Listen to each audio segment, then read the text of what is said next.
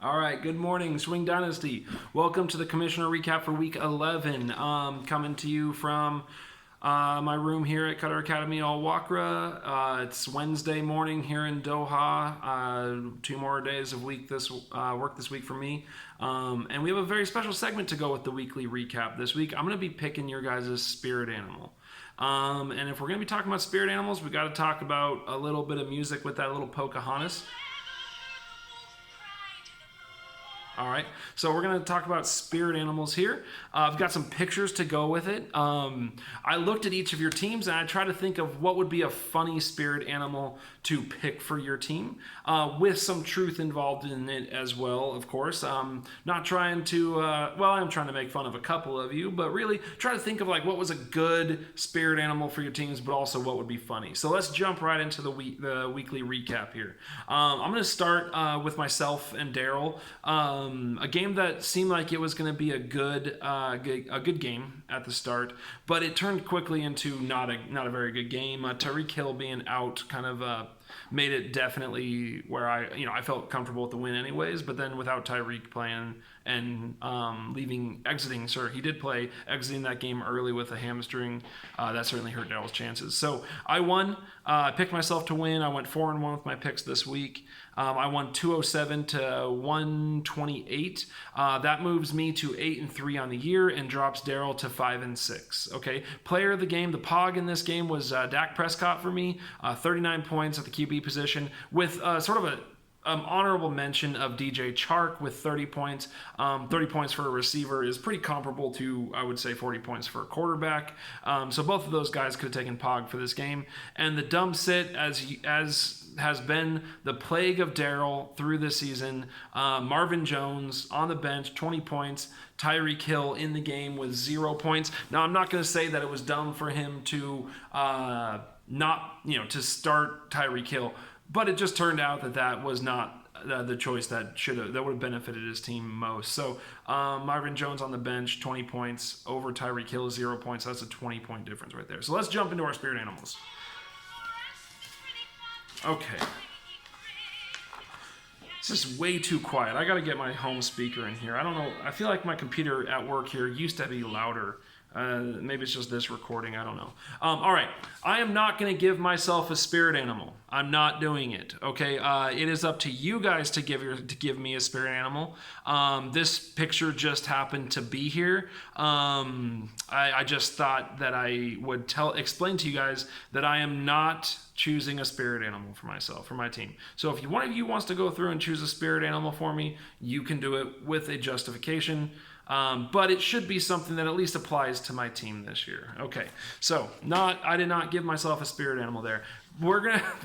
This one is not, I just have to apologize to Daryl right now about this, now that I'm looking at the picture about this spirit animal. I am giving Daryl, oh my God, I even forgot the name of this damn thing. Let's see. Yeah, okay, I thought so. This is Daryl's team's spirit animal this week. This is the Goliath frog. The Goliath frog is one of the biggest frogs in the world. And like Daryl's team, it kind of looks impressive at first. It's pretty big. Look at that person's hands. That's a huge frog. Problem is, the Goliath frog is one of the most difficult animals to find in the world. It is incredibly difficult to find this animal, despite the fact that it's the biggest frog. It's very hard to find it, and that's like Daryl's team. It's very hard for him to find the right mix of players. So I am saying the Goliath frog works as Daryl's spirit animal. All right, so there's the first one. The Goliath frog is Daryl's spirit animal, his team's spirit animal. Okay. All right, next game we're going to go into here. We have Mark against Sean. A great game. It ended up being a really great game. This is a lot of Mark's backups against Sean's starters, and as I predicted, Mark won. They both moved to 6-5. Sean falls to 6-5. Mark improves to 6-5, and Mark won this game 155 to 153. Needed every point he could get. The Pog of this game is Mark Ingram at 26 points. In the loss, I could also give it to Sean's player Jimmy Garoppolo, Jimmy G, with 39 points. against the Cardinals. Not too shocking there. And the dumb sit of this week is in this game is Debo. Debo Samuel over Amari Cooper. Debo put up this for Sean. Put up 21 points. Amari Cooper only checks in with 7. That's a 14-point difference and would have won Sean the game, obviously. So that's a big one. The fact that he didn't win the game and had a 14-point swing sitting on the bench. He also mentioned that any of his kickers could have been in there, but I generally don't like talking about kickers on these videos, so I am going to leave them off whenever possible. They're not going to be player of the game anytime soon. They're probably not going to be your dumb sit. So it's Debo here. 14-point difference would have meant the game for Sean. Okay, let's get into their spirit animals. I'm sure they're going to love this. They're excited. They're on their edge of their seat. They can't wait to see what I picked for them. Pocahontas just jumped off a waterfall. All right. Let's start with Sean. Okay, Sean's spirit animal. His team spirit animal is the sloth. Okay, at the beginning of the year, and when you first see this thing, that looks terrifying. Okay, yeah, it looks scary. Sean looks scary at the beginning of the season, but very quickly we're realizing Sean might not be going that far, just like his good friend the sloth here. So it looks scary at first, but probably not going very far anytime soon. So that's Sean's spirit animal, the sloth. Sorry, Sean. Mark's spirit animal, the panda bear. Nothing to do with maybe it looking like a long lost brother or something. Nothing to do with that. The panda bear is Mark's team's spirit animal because I have no doubt that a panda could rip your head off. I have no doubt that if a panda wanted to get mean, they could get mean and they could be brutal. But half the time it looks like the panda doesn't give a fuck. So Mark's spirit animal is the panda. Vicious, capable of death and destruction, and then also capable of just lying around. Go from a 240-point game to a 120 to a 150 to a 210. The panda has to be motivated. When the panda's motivated, the panda can be a death machine. Other than that, it's a panda. That's Mark's spirit animal there. Okay, moving on. Next game. Mark's team spirit animal. Okay, next game is Lucas versus Steve. An impactful game in our league. 2 of the top 3 teams. I predicted Lucas would win this game, and he did. He moves to 7-4 and to 3rd place, and Steve falls to 9-2, which puts him 1 game ahead of me. The final score of this game was 172 to 153. It wasn't really a game that was in jeopardy too much for Lucas. Player of the game, the Pog this week, was Kirk Cousins with 31 points. And the dumb sit was Jason Witten. There weren't many players left on the bench here for these teams. Not a lot of good choices for dumb sit. So I wanted Jason Witten 8 points over OJ Howard, who had 0. And I think that was even on Lucas's team. And so that's an 8-point spread. I mean, not a lot to talk about there, but it is big because now we have a clear top 3 standings wise right now, with Lucas, me, and Steve up at the top of this league. So there's a lot of players still within striking distance, particularly of Lucas with a couple games left to go, but that is the current top 3. So let's get into spirit animals. Okay. All right. I'm going to start with Lucas here for the spirit animal, the team spirit animal. For Lucas's team, I went with the orangutan. Okay, this is Lucas's spirit animal, his team's spirit animal. The orangutan is very strong. Okay, it's very strong, but it tends to be a one-man show. It's a very solitary animal. I learned that this morning, and it kind of does things on its own. And that, to me, is Christian McCaffrey on the Panthers and Christian McCaffrey on Lucas's team. Nothing around Christian McCaffrey scares me terribly. You look at his team this week, he put up 170 points. Once again, Christian McCaffrey went for over 30. And then the other players were Kirk Cousins and Calvin Ridley, both going for 30. That doesn't scare me week to week. But Christian McCaffrey is the one-man wrecking crew that keeps Lucas's train moving, and that is the orangutan, a one-man wrecking crew. So Lucas's spirit animal, the solitary orangutan. Also, he's a bit solitary right now. Probably not getting out too much with the 2 kids under 2 at home, or yeah, around there. So that's another reason that the orangutan is Lucas's spirit animal, his team's spirit animal. All right, good. Next, we got Steve. This is a 2-parter for Steve.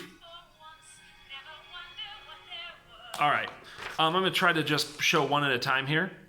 The first one I went with for Steve is the lion, okay? All right.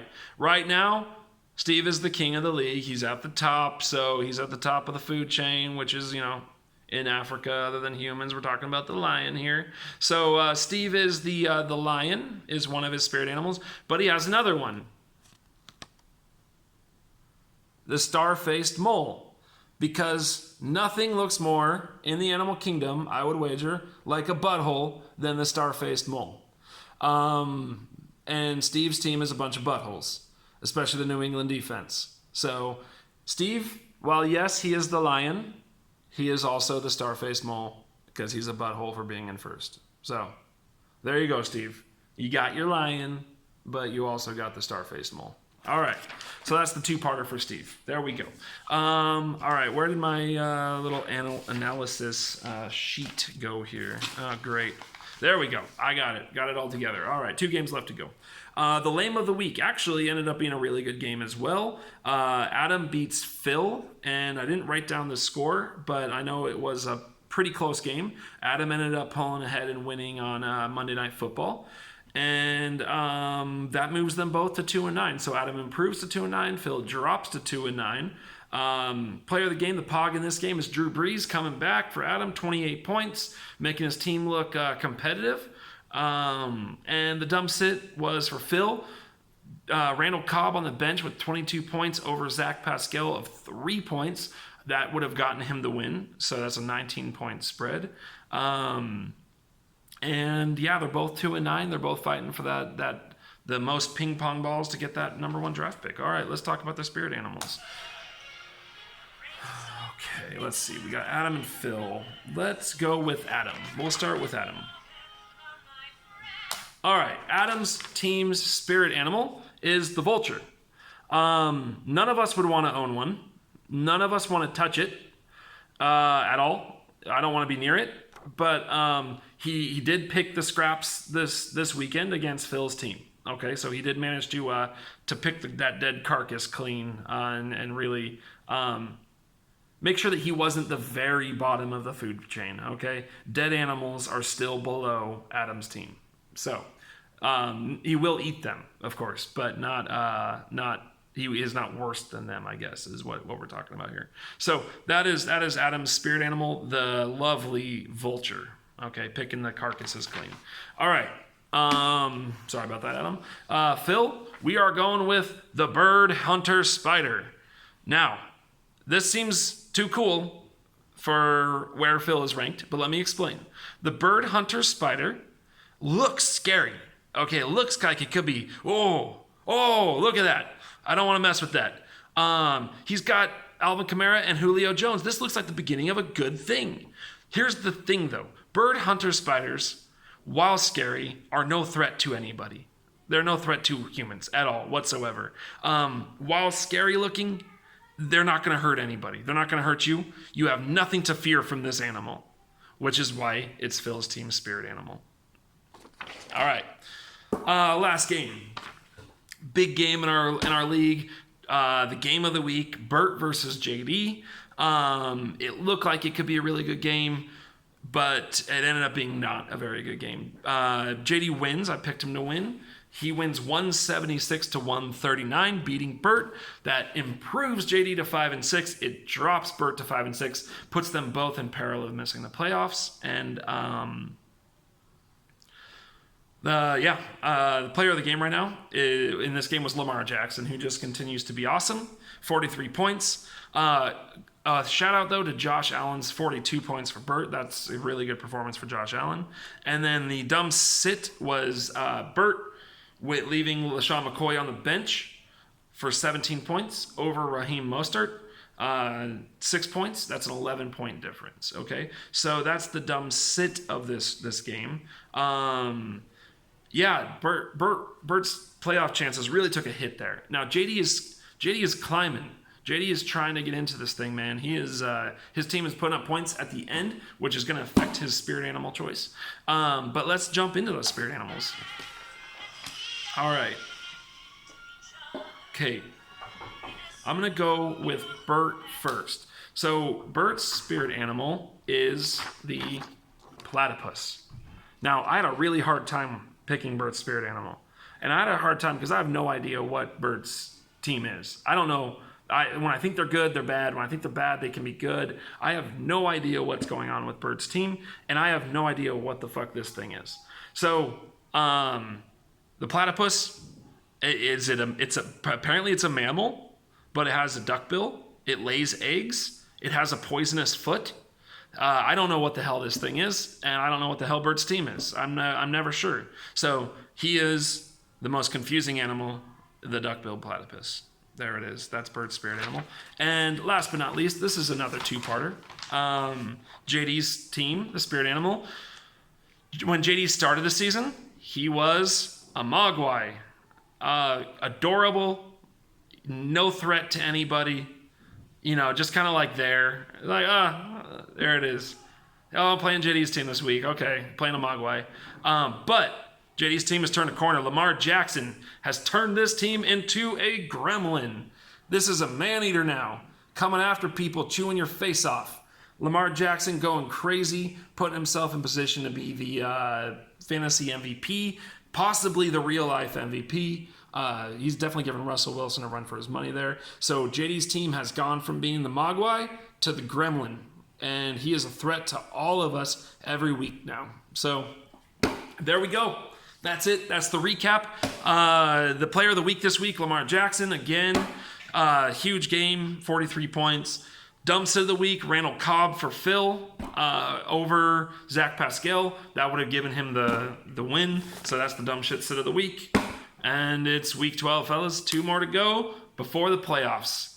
We're here. All right. Hope you guys like the spirit animals. Please, someone make a good argument. Not just crap. I'm looking at Mark just being like, David's spirit animal is this pile of shit. Okay, no, you need to actually think about this the way I did. If it's funny, great. But, see what you guys come up with. All right. Tomorrow, the Commish picks for the week, for week 12, and I am out.